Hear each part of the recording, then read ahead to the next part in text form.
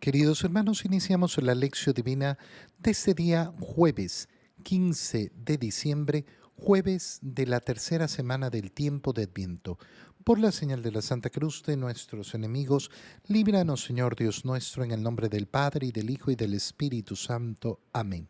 Señor mío y Dios mío, creo firmemente que estás aquí, que me ves, que me oyes. Te adoro con profunda reverencia.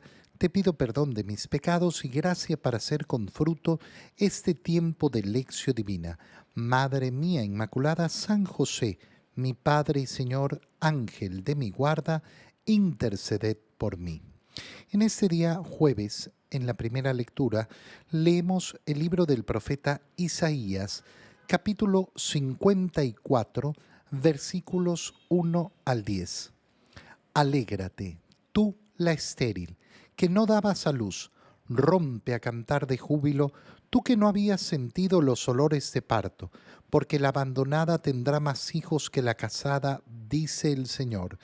Ensancha el espacio de tu tienda, despliega sin miedo las lonas, alarga las cuerdas, clava bien las estacas, porque te extenderás a derecha y a izquierda. Tu estirpe heredará las naciones y poblará las ciudades desiertas. No temas, porque ya no tendrás que avergonzarte. No te sonrojes, pues ya no te afrentarán. Antes bien, olvidarás la vergüenza de tus años jóvenes y no volverás a recordar el deshonor de tu viudez. El que te creó te tomará por esposa. Su nombre es Señor de los ejércitos. Tu Redentor es el Santo de Israel. Será llamado Dios de toda la tierra. Como a una mujer abandonada y abatida, te vuelve a llamar el Señor. ¿Acaso repudia uno a la esposa de la juventud? Dice tu Dios. Por un instante te abandoné, pero con inmensa misericordia te volveré a tomar. En un arrebato de ira te oculté un instante mi rostro, pero con amor eterno me he apiadado de ti, dice el Señor tu Redentor. Me pasa ahora como en los días de Noé. Entonces juré que las aguas del diluvio no volverían a cubrir la tierra. Ahora juro no enojarme ya contra ti, ni volver a amenazarte. Podrán desaparecer los montes y hundirse las colinas, pero mi amor por ti no desaparecerá, y mi alianza de paz quedará firme para siempre. Lo dice el Señor, el que se apiada de ti. Palabra de Dios. Quiero iniciar hoy día haciendo un resumen de lo que acabamos de leer, porque es una idea tan clara y tan importante y tan preciosa. ¿Qué es lo que nos está diciendo en resumen el libro de Isaías? Que el perdón de Dios, la gracia de Dios está siempre disponible para nosotros. No existe, no existe, y esto no por decisión nuestra, no por decisión que pueda yo tomar, no existe la posibilidad de que Dios no quiera perdonar a quien pide perdón. No existe el Dios no perdona. No existe la posibilidad de que Dios no dé su misericordia a quien busca su misericordia. Por eso el Señor va a decir que el único pecado que no se perdona es el pecado contra el Espíritu Santo, porque el pecado contra el Espíritu Santo es justamente esa desesperanza de no confiar en la misericordia de Dios, de no confiar en el perdón de Dios.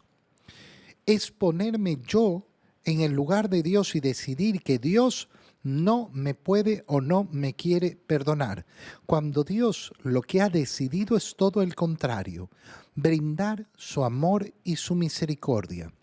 ¿Qué me queda a mí aceptarlo? Aceptar ese amor y esa misericordia. ¿Cómo nos dice esto el profeta Isaías? En primer lugar, alégrate. Palabra clave de esta tercera semana de Adviento. Recuerda que es la palabra que nos ha convocado el día domingo pasado. Hemos celebrado el domingo Gaudete, el domingo de la alegría. ¿Y qué nos ha invitado a hacer el Señor?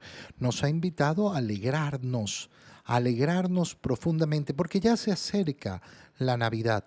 Pero sobre todo para darnos cuenta de que el modo de vida del cristiano es la alegría. ¿Y por qué? Porque siempre la misericordia de Dios está a mi alcance. Siempre la misericordia de Dios está a mi alcance. No la puedo cerrar. ¿Por qué? Porque no depende de mí. La decisión de brindar su misericordia es decisión de Dios. La que me corresponde a mí es aceptarla o no. Yo puedo aceptar o no puedo aceptar la misericordia de Dios, pero jamás podré decir que Dios ha decidido no perdonar a alguien, que éste no tiene perdón de Dios. Alégrate, por tanto, y este es el motivo de nuestra alegría. Y comienza a comparar con la relación de los esposos. Y esto va a ser sumamente importante. Comienza con la imagen de esa mujer estéril.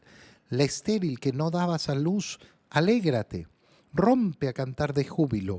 Tú que no habías sentido los olores de parto, porque la abandonada tendrá más hijos que la casada, dice el Señor. Aquello que parece imposible, ¿cómo Dios nos va a brindar su perdón y su misericordia?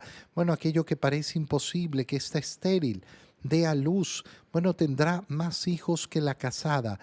Una imagen preciosa la que nos ofrece, que nos recuerda obviamente lo que ya comenzaremos a contemplar en los próximos días en la preparación a nuestra natividad, a la Navidad del Señor, que es el inicio de esa historia en Isabel. Isabel, que era la estéril, la que no podía tener hijos, y sin embargo el Señor le da los hijos. Ensancha el espacio de tu tienda, despliega sin miedo las lonas, alárgate. ¿Por qué? Porque te extenderás. Tu estirpe heredará las naciones y poblará las ciudades desiertas. ¿Qué nos está diciendo el Señor? Que la inmensidad de su favor no tiene límites, que por tanto no tengamos miedo. Y ahí pasa justamente a uno de los modos de miedo que se presentan en el corazón humano, la vergüenza. Mira las palabras de Isaías: no temas, no temas, no tengas miedo, porque ya no tendrás que avergonzarte. El miedo y la vergüenza. Recuerda que en el libro del Génesis, en el momento del pecado original, esto es lo que se produce en el hombre. El miedo, me oculto de Dios porque tengo vergüenza de mi desnudez. El miedo y la vergüenza, dos enemigos que tienen que ser constantemente combatidos en nuestra vida. ¿Por qué no tengo miedo? Porque confío en el Señor, porque mi vida está en las manos del Señor. ¿Y qué es lo que me tiene que avergonzar? Me tiene que avergonzar el pecado, pero no me tiene que avergonzar el pedir perdón por los pecados. ¿Cuántas personas no piden perdón, no buscan el sacramento de la confesión? ¿Por qué? Porque se quedan atrapadas en el miedo y la vergüenza. No te sonrojes, ya no te afrentarán. Nadie te va a sacar en cara absolutamente nada. Olvidarás la vergüenza de tus años jóvenes. Piensa cuántas personas se quedan atrapadas en sus pecados de juventud sin confesarlos nunca. No, es que me da vergüenza. Bueno, afróntalos, afronta lo que hiciste mal, pide perdón al Señor, sal del miedo y de la vergüenza. No volverás a recordar tampoco el deshonor de tu viudez. No, es que a mí lo que me pasó en la vida, yo hice esto, yo hice lo otro, yo me pasó aquello. Avanza, avanza, no te quedes atrapado en el pasado. Puedes tener una vida distinta en la gracia del Señor. El que te creó te tomará por esposa. Y viene entonces esta imagen de los esposorios que nos anuncia la cruz de nuestro Señor, porque la cruz de nuestro Señor son las fiestas de boda, las fiestas de boda del Cordero, cuando el Cordero de Dios se ha entregado por nosotros, ha derramado su sangre por nosotros, y Dios será llamado Dios en toda la tierra. Como a una mujer abandonada y abatida, te vuelve a llamar el Señor. No te va a repudiar. Te abandoné por un instante, pero con inmensa misericordia te volveré a tomar. En un arrebato de ira te oculté un instante mi rostro, pero con amor eterno me he apiadado de ti. Fíjate la fuerza de estas palabras. El Señor que extiende su mano, cuando constantemente, constantemente. Y entonces recuerda, me pasa ahora como en los días de Noé. Juré que las aguas del diluvio no volverían a cubrir la tierra y ahora juro no enojarme. Cuando yo me acerco a pedir perdón al Señor, no voy a recibir del Señor su enojo. No, a ti no te perdono. No, no, el Señor me va a perdonar si lo que yo busco es su misericordia y estoy arrepentido. Podrán desaparecer los montes y hundirse las colinas, pero mi amor por ti no desaparecerá. ¿Qué puedo hacer yo para destruir el amor que Dios me tiene? Nada, porque no está en tus manos. El amor que Dios te tiene a ti es una decisión de Él, no tuya. Él ha decidido amarte. Él ha decidido amarnos. Tú y yo tenemos que respetar su decisión. Puede ser que pensemos que es una locura, pero eso es lo que el Señor ha decidido hacer. Ha decidido amarnos de una manera loca, verdaderamente loca. En el Evangelio, leemos el Evangelio de San Lucas, capítulo 7, versículos 24 al 30. Cuando se fueron los mensajeros de Juan, Jesús comenzó a hablar de él a la gente diciendo: ¿qué salieron a ver en el desierto? ¿Una caña sacudida por el viento? ¿O qué salieron a ver? ¿Un hombre vestido con telas preciosas? Los que visten fastuosamente y viven entre placeres están en los palacios. Entonces, ¿qué salieron a ver? ¿Un profeta? Sí, y yo les aseguro que es más que profeta. Es aquel de quien está escrito: yo envío mi mensajero delante de ti para que te prepare el camino. Yo les digo que no hay nadie más grande que Juan entre todos los que han nacido de una mujer. Y con todo, el más pequeño en el reino de Dios es mayor que él. Todo el pueblo que lo escuchó, incluso los publicanos, aceptaron el designio de justicia de Dios, haciéndose bautizar por el bautismo de Juan. Pero los fariseos y los escribas no aceptaron ese bautizo y frustraron en su propio daño el plan de Dios. Palabra del Señor.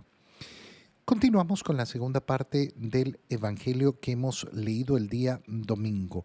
Ya el día de ayer, miércoles, leíamos efectivamente la primera parte cuando Juan envía a sus dos discípulos, a dos de sus discípulos, a preguntarle al Señor si era Él el que tenía que venir o tenían que esperar todavía a otro. El Señor se puso en ese momento a curar enfermos, a realizar milagros y manda a sus discípulos a que le cuenten lo que han visto a Juan.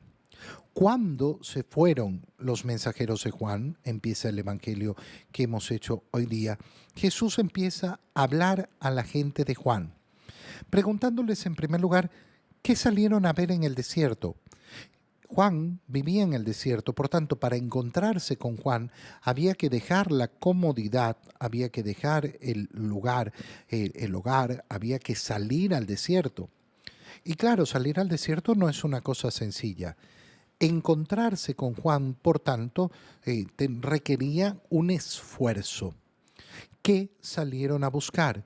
¿Hay una caña sacudida en el viento? No. ¿Un hombre vestido con telas preciosas? No. Eso lo encuentran en los palacios.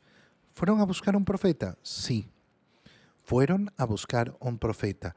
Pero ahora el Señor les dice, yo les aseguro que es más que un profeta. Por supuesto que es un profeta, pero es más. ¿Por qué? Porque de él se había profetizado. Esto es lo que dice el Señor.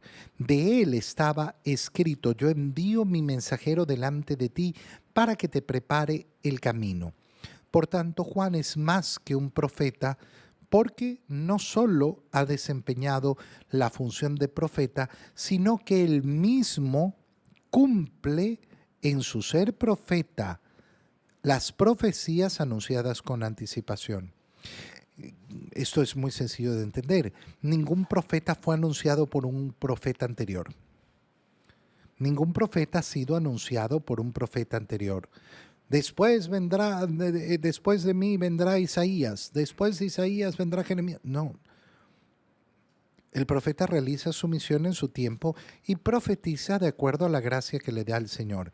Pero Juan cumple las profecías. Él mismo en su persona cumple las profecías. Y por eso viene este halago tremendo que le hace el Señor. Yo les digo que no hay nadie más grande que Juan entre todos los que han nacido de una mujer. La misión de Juan era la misión más importante entre todos los profetas. La única misión más grande que la de Juan es la de María. La única misión más grande que la de Juan es la de María. Y por eso va a ser justamente María en su visitación a su madre Isabel, cuando Juan estaba todavía de 6 meses en el vientre de Isabel, que va a recibir el Espíritu Santo y la gracia con la presencia del Verbo que ya se había encarnado. Es el halago más grande, ya lo decíamos el domingo pasado, el halago más grande que vamos a encontrar de Jesús. Y lo está diciendo así, no puede decir algo más grande de otro. ¿Por qué? Porque está diciendo que Juan es el más grande entre todos los que han nacido de una mujer. Y con todo, y aquí la parte sorprendente, el más pequeño en el reino de Dios es mayor que él. ¿Por qué? ¿Cómo? Muy sencillo. La misión en la tierra es una misión pequeñísima al lado de la grandeza que nos ofrece el Señor. Recuerda la parábola de los talentos, porque has sido fiel en lo poco, ahora se te entregará lo mucho. Por más que una persona tenga una misión gigantesca en este mundo y por más que nosotros pensemos, esta persona verdaderamente fue importante en la historia de la humanidad, toda la historia de la humanidad y la importancia que haya tenido una persona en este mundo es insignificante al lado de la gloria que tendrá el más pequeño en el reino de los cielos. Pero quiere decir todavía algo mucho más importante. Darnos cuenta de que el reino está ya aquí. ¿Qué hemos leído en la primera lectura del libro de Isaías? Cómo Dios ha decidido ofrecernos su amor, su misericordia, su gracia. Y ha decidido nunca, nunca cerrar la puerta de su misericordia. Yo tengo esa oportunidad de vivir la misericordia, la gracia del Señor a borbotones. ¿Y cuándo tengo esa oportunidad? Hoy, ya, ahora, en esta vida, desde el día de mi bautizo. Desde el momento en que me convertí en hijo de Dios, ya estoy mucho más arriba que Juan el Bautista, que no pudo recibir ese bautizo mientras vivía. Yo, que puedo ir al confesionario y recibir la misericordia de Dios en chorros. Yo, que puedo recibir el cuerpo y la sangre de mi Señor, cosa que Juan nunca pudo hacer en su vida.